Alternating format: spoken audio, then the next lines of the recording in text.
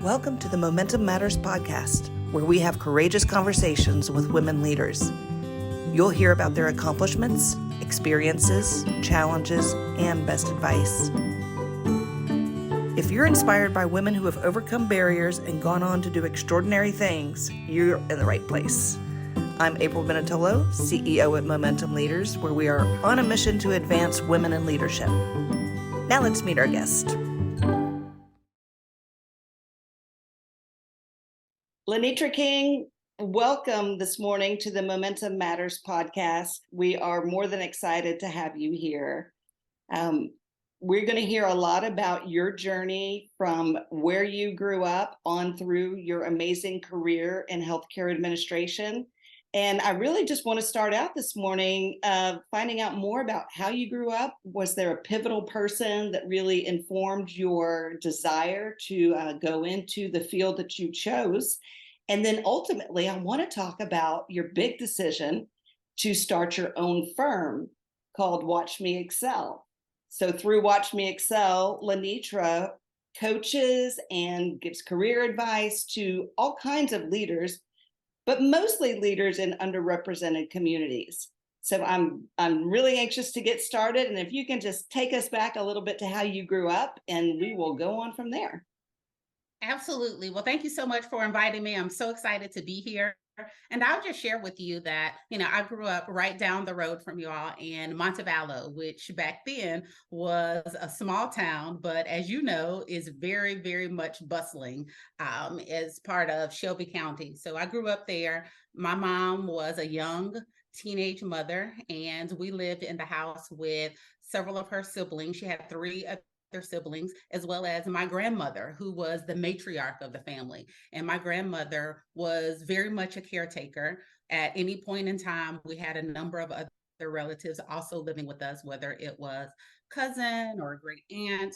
She was a full-time caretaker of one of my great uncles who was a diabetic. And, it was really my grandmother that instilled so many leadership characteristics and traits in me, because I saw her at a very young age giving selflessly of herself, sacrificing and doing everything that she needed to for our family. We grew up, didn't have a lot of money. And, we knew we didn't have a lot of money, but definitely felt like we compensated for that in love, in faith, in community, and just having so much of what we needed and some of what we wanted. So that was really for me was the foundation, because if it were not for my grandmother, toiling, I'll share with you that she worked, by the time she retired from her job, she had worked for 30 years at Shelby Baptist as an operating room scrub tech. And my mother ended up going back to school to get her nursing degree, and she went to work at Shelby Baptist as well. So, with the two most important women in my life who were definitely pivotal to who I am and how I got to where I am today, I knew that I would be in healthcare. But I'm not clinical. I know my right hand from my left hand. That's about as clinical as I am. And I was always fascinated by the business side. So I felt like healthcare administration was really the best blend for me in terms of being in healthcare, really serving, giving back to the community, but being on the business side of things, which I loved. So I'll share also that, when I was growing up, this is kind of going back to high school, I was in a program called Upward Bound. And Upward Bound was a program for first generation college students, which I was. So for me, being a part of this program, there were so many people who poured into me and really helped me get onto that track that I needed to in order for me to go on to achieve some of the things that I did. So being in this multi-generational home with a very strong matriarch, my grandmother, having so many people in the community. And I would say back then, it really was a village, and it was a neighborhood where everyone knew everyone. I could go to anyone's house. I could get admonished by anyone in the neighborhood, and it wasn't, really a big deal. It was really, the expectation during that time. And I really think it was, those early years that shaped who I was and how I saw things. Then going through high school, being in this Upward Bound program, really seeing a number of other people who were able to achieve helped me stretch, what I thought was even possible or imaginable for me. So, growing up, there was never a question about whether or not I was going to go to college. It was really, where are you going to go to college? Because that was the expectation that my family had for me. And I'm so grateful that they instilled those educational principles and put those high expectations on me for me to be able to go off and do all of the wonderful things that I could dream of. So I went off to college as a first generation college student to an HBCU in Florida, Florida A&M University, and I majored in healthcare management. Then after I graduated, moved back to Alabama, worked for a couple of years, and then went to graduate school. So that's a little bit about my early years and the people who made some impacts on me. Definitely my grandmother, my mother, the village of people who were around me, and just so many people who were willing to invest in me in terms of mentorship and just giving me nuggets of wisdom that I needed to get me on the track. It's something we hear a lot, actually. That it really takes that whole village. And for a Mhm. lot of women, not all, but for a lot of women, it really is, who is that strong woman in her life who was Mhm. able to show her the way and Mhm. or give her the confidence that she needed to do the big dreams, right? Yes, yes, yes. So when Given you the graduated confidence from and college, tell us about your career progression from there. yeah, so I'll take you back to graduate school. So I attended graduate school at University of Alabama at Birmingham to get my MSHA. So go Blazers. Definitely have to give them a shout out because they were so instrumental to me having the career that I was able to enjoy. Then after graduate school, I completed what's called an administrative residency. So that was what really started out my career in healthcare administration. UAB is one of the few programs in the country where they require an administrative residency as part of the degree requirement. So it's something that every single person in the MSHA program has to go through. And I was fortunate enough to complete my administrative residency at a large level one trauma center in Kansas City, Missouri. So leaving Birmingham, I took all of my worldly belongings to Kansas City, and that was what started me out. That was also where I really grew this passion for working with the underserved because I started out my career in a safety net hospital, serving the underserved of that area and really learning about things such as inequities and disparities in healthcare, which are still, hot topics today and things that I still advocate for. So I was there at that particular organization for about 4 years altogether after my administrative residency. Then I applied to a highly competitive, very selective chief operating officer development program with a large investor owned hospital management chain. And this particular executive development program was what I would say really was the key for me accelerating my career. Because once I got into this program, and just to give you a sense, I share this with people just to let them know how competitive it was and how much of a big deal it was for me to make it into this program. There were 700 or 800 applicants for only 11 slots in my cohort in this program. Wow. So definitely very competitive. And I'm glad I was one of that number who made Yeah. it in. But That's once I amazing. got in, once I got into that, I moved from Kansas City, Missouri to New Orleans, Louisiana. And I was an associate administrator working with the hospital or health system CEO, who was a physician who had turned executive. So worked closely with him and his executive team. I was a part of the executive team and had ancillary operation support responsibilities. Then 2 years later, got promoted to my first title of VP of operations. Then I had responsibility for two campuses. And so it was going back and forth for those responsibilities. And then about 2 years after that, got my first hospital hospital chief operating officer role. And the company moved me from New Orleans back to the Kansas City area. So I was on the Kansas side this time in Overland Park, Leawood, Kansas area. And I spent about 5 years as chief operating officer of this boutique community hospital, and gained so much experience from being on the for-profit side of healthcare, an amazing executive development program, many mentors, many sponsors. But that was where I really cut my teeth in terms of operations and people leadership, and really learning how to show up and drive results and do all of the things that we're expected to do as leaders. During that point, I had gotten married, I had a son, and was really trying to learn how to balance all of the things in terms of being highly ambitious, career driven, but also trying to manage the family aspect of it too. So it was during this time that we made the decision to move to Texas. So I ended up leaving this organization that I had been with for about 9 years at that point, and went back to the not-for-profit side of healthcare when I went to work for a large regional faith-based system in Texas, which is where we still are today.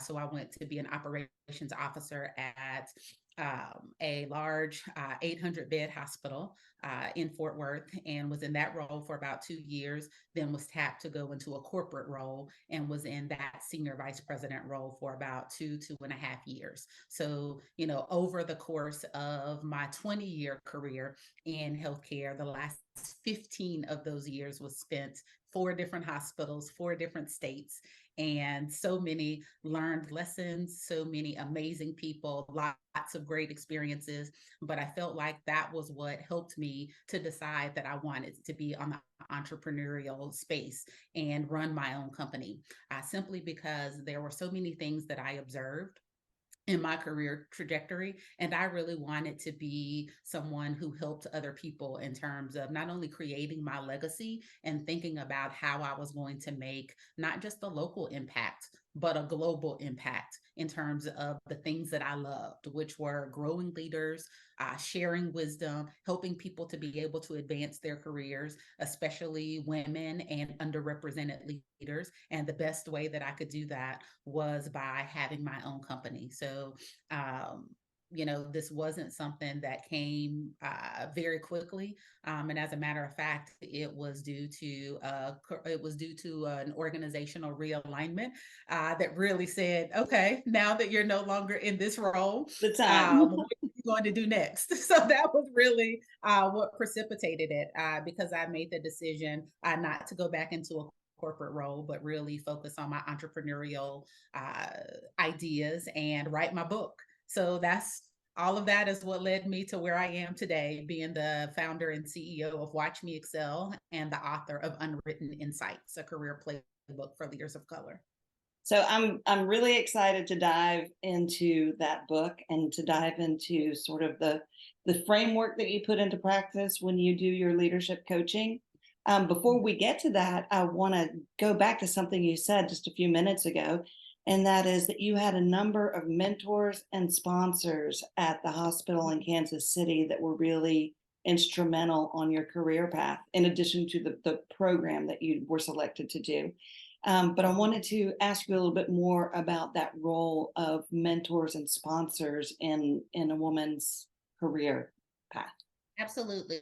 So I will tell you, over the course of my entire career, mentors and sponsors were absolutely key for me to be able to have access to networks and to be able to have the critical exposure for me to build my own skill sets and round out my capabilities for me to get to that next position and then that next position.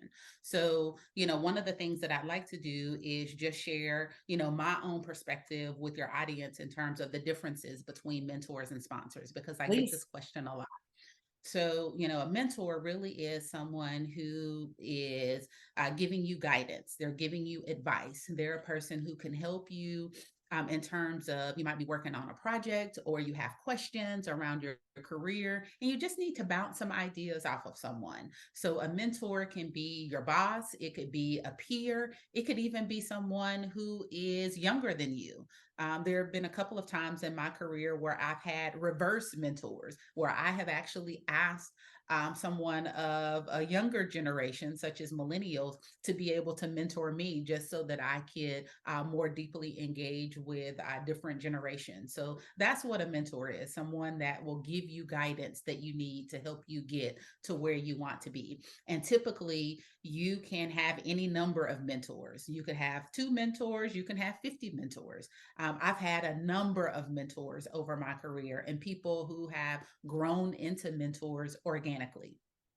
Sponsors, on the other hand, are people who are usually going to be 1 to 2 or even 3 levels higher than you. And I would also say that sponsors are people who select you, whereas you typically will select your mentors. So, the important distinction to know between mentors and sponsors really are sponsors are people who have influence, they have authority, they have power in the company, and they can call your name out in a room full of opportunities as people are having conversations about promotions and compensation. Those are the 2 areas where sponsors are especially key for women and for leaders of color, because when it comes down to it and people are having conversations about performance, when people are having conversations about who do we want to give certain opportunities to or give exposure to or pick for plum assignments, it's usually sponsors who are going to be the ones in those rooms who are giving junior level talent in the organization those opportunities. And you mentioned it.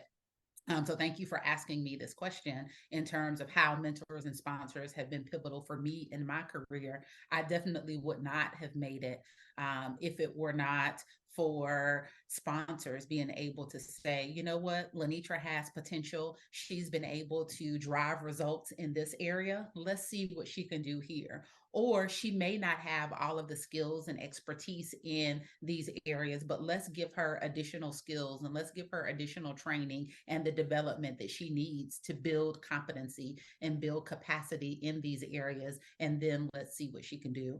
And I can tell you, throughout every phase of my career, in every hospital that I was in, it was both mentors and sponsors who helped me figure out what I needed to do differently, who gave me those critical pieces of feedback that I needed, who also celebrated with me when I had wins, but opened the door for me to be able to get advancement opportunities. And that's what it's about. Yes. Yes to all of that. Yes. Yes, to all of that, Yes right? to all of And that. we need more people who are sponsoring. We need more people who say, you know what, as a senior leader in this organization, I want to look out across the organization, across all of the talent that we have, and see who can I lend my relationship and political capital to and sponsor this person so that they can get the committee assignment, so that they can get the exposure, so that they can get access to the networks that they need to be able to advance their career. Or it's not even about advancing your career, it's about being the best at what you are today, because not everybody wants to advance, right? Not everybody wants to be a CEO, and that's okay. But I do feel like you still need mentors and sponsors to really help you figure out, even if you want to be an individual contributor, and that's perfectly okay, how can you be the best at what you can do and really showcase your skills and your competencies to add value to the organization that you're working with. So how would you recommend someone, because since a sponsor does have to pick you, how would you recommend someone go about, let's say, putting themselves in the path of a Mm-hmm. sponsor? Mm-hmm. So there's a couple of ways that I would recommend one do that. The first thing I would say is being able to articulate your value add. Articulate your value add in terms of the things that you've been working on to drive strategic priorities. So every organization, whether it's healthcare, whether it's fintech, whether it's education, nonprofits, no matter what, Every organization has key strategic priorities that they're focusing on year in and year out, whether it's by strategic plan or some other process. So, what I would say is first, you want to learn what those key strategic priorities are. And once you figure that out, you have to be really, really good at articulating how did you add value around the key priorities? How did you add value around the things that are important to your boss and to your boss's boss? And when you can get really, really good at one, understanding those priorities, and two, articulating how you have been able to drive those results around those priorities, I think that's very important. I would say another thing is being aware of your brand. So it's what I call being brand intentional. So it's how you show up, it's how you exude your confidence and your charisma. It's also looking the part, right? All of those things go into who you are in terms of your personal and your leadership brand. So it's being very intentional about building a strong brand that people want to attach themselves to, that people want to say, hey, this person over here does have the potential because he or she, shows up. This person is always going above and beyond. This person looks the part. They're ready to go to that next level. So all of those things really encompass your brand. So that's why I would say be brand intentional. The other thing I would say is cultivating a network. So, cultivating your network really looks like building strong relationships up with your boss and your boss's boss, is down if you're a people leader to your direct reports, and it's also across the organization. So, if you think about how we work, you're not on an island. So the people that you work with, you want to build those strong working relationships up, down, and across. And you're cultivating your own relationship capital in the organization. You're cultivating people who can be ambassadors for you. When you're working with people over and over and over again, they start to know who you are, your philosophy, your leadership profile. And you want to have people who can speak about you when you're not in the room.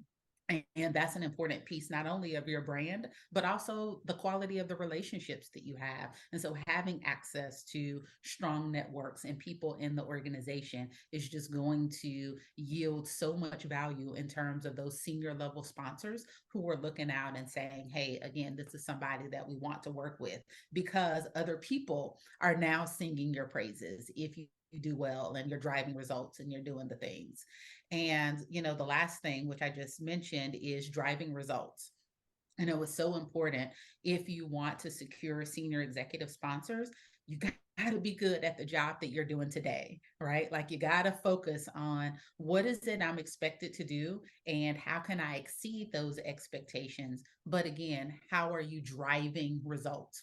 Because everything goes back to knowing those key strategic priorities and then being able to build a demonstrated track record of success over time, and then driving results to that. So those are just a few key components that I would say would be very important for anyone in any industry to think about in terms of how you can get noticed by senior executives. And it's what I call the ABCD format. I don't know if you picked up on that, but everything that I just mentioned was ABCD. So those are a few of my tips.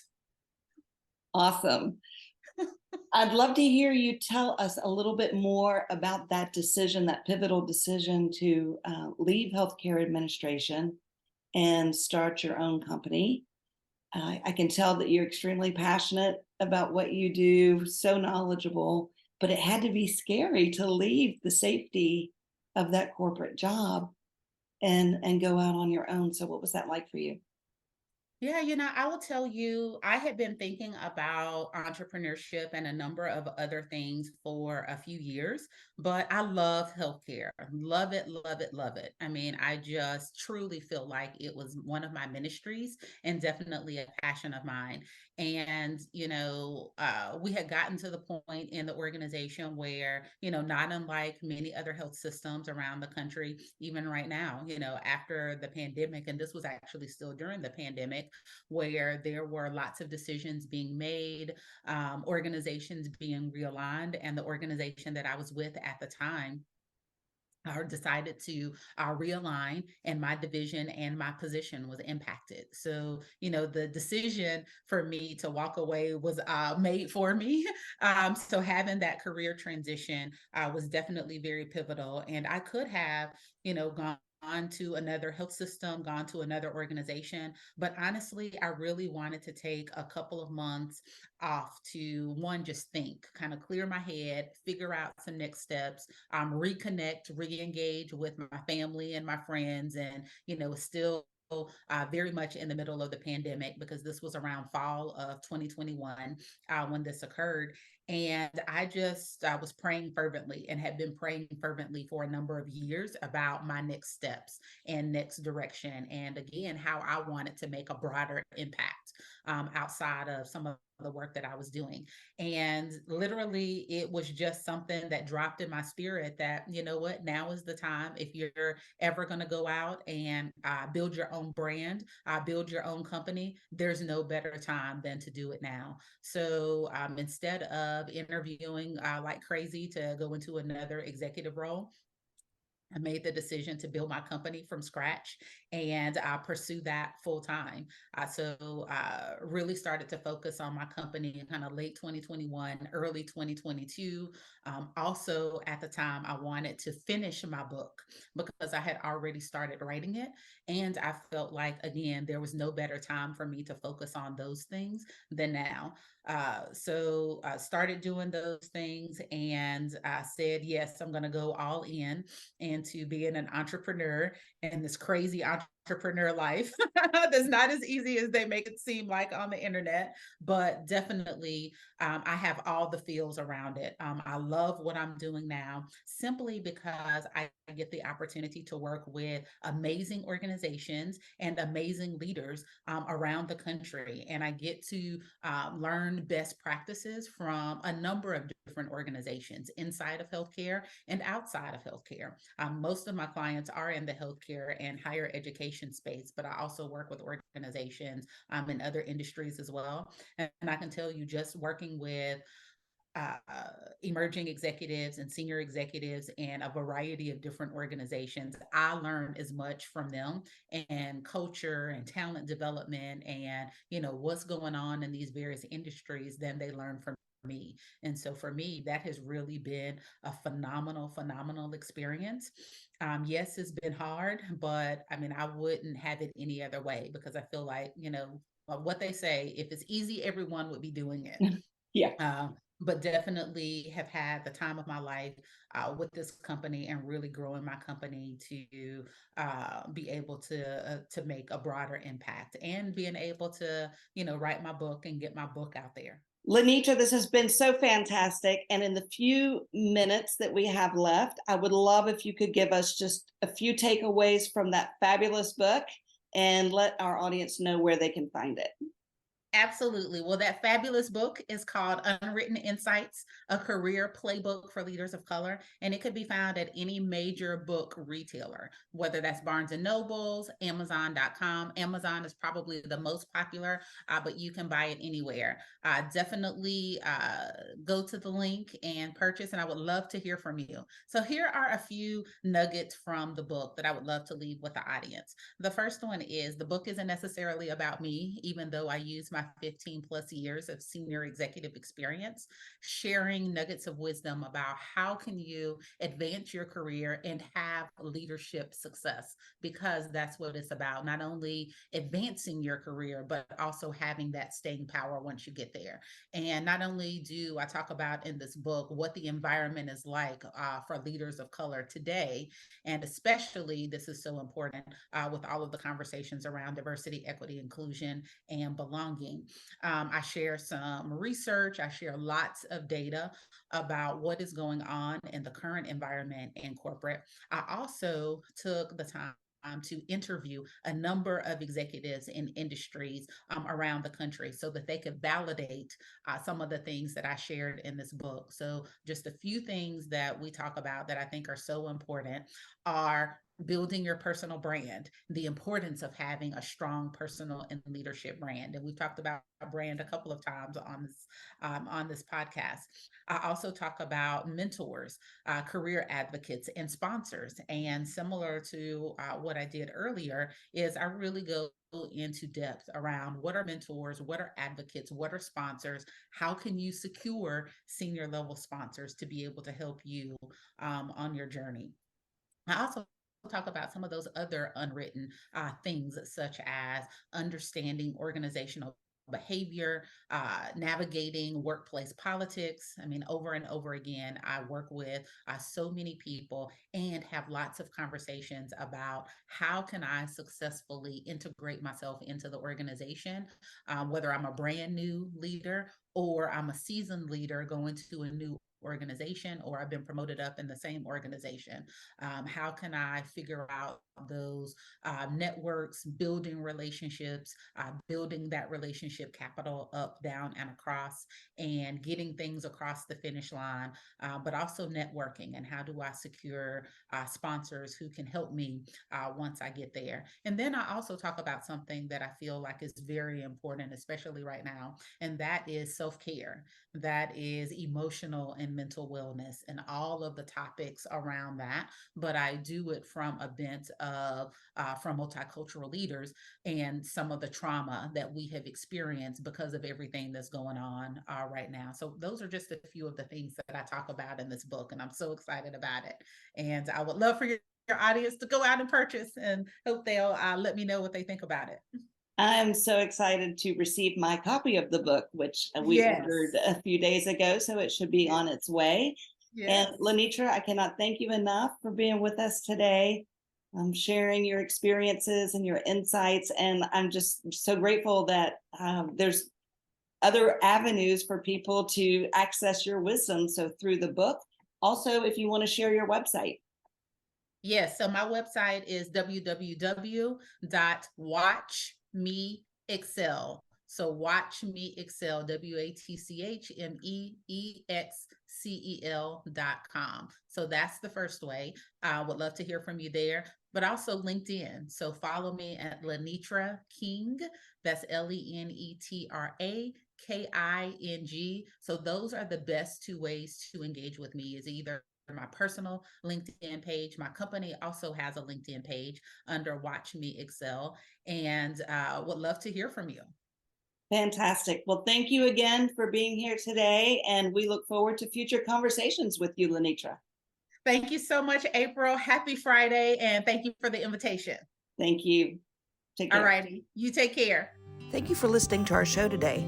We invite you to subscribe to Momentum Matters so you never miss an episode, and we'd be so grateful if you would leave us a rating and a review to help others learn about our show. Momentum Matters is produced in partnership with Social U. Many thanks to our sponsor companies, including America's Thrift Stores, Blue Cross Blue Shield of Alabama, Protective Life, and Regions Bank. A full list of Momentum sponsors is online at momentumleaders.org/sponsors. Beyond this podcast, we have a lot of ways to get more momentum in your life. Check out the show notes for links and resources. That's all for this episode. See you next time on Momentum Matters.